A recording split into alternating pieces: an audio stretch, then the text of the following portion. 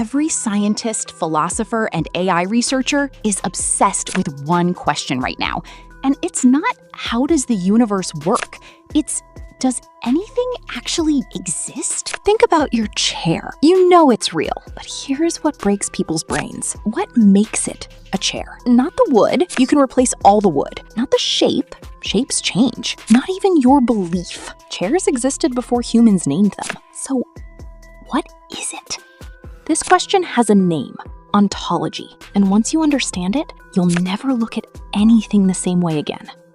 Here's the wild part. This isn't just philosophy class nonsense. Right now, in 2026, the biggest AI labs in the world are paying millions to solve this exact problem. I'll tell you why in a second. But first, you need to understand what's actually going on. Ontology is the study of what exists and how things relate to each other. That's it. 3 words. What is real? But here's where it gets dangerous. There are basically 2 camps. Camp 1 says things exist independently. The chair is real whether you're in the room or not. We call this realism. Camp 2 says things only exist because we defined them. Remove the category chair from human language, and it's just atoms arranged in a pattern. We call this constructivism. Neither side has won. After 2,500 years, Plato believed in perfect, eternal forms. The chair in your room? Just a shadow of the real chair that exists in some perfect dimension. Aristotle disagreed. He said things are defined by what they do.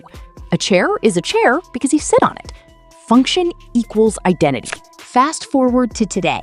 Scientists building AI knowledge systems called ontologies literally have to decide what exists before a machine can understand anything. If you don't tell an AI whether apple means a fruit or a company, it has no idea. Existence has to be defined. That's ontology in action, right now, in your phone. Here's the twist nobody tells you. The question isn't just about chairs or AI. It's about you. Are you the same person you were at age 5?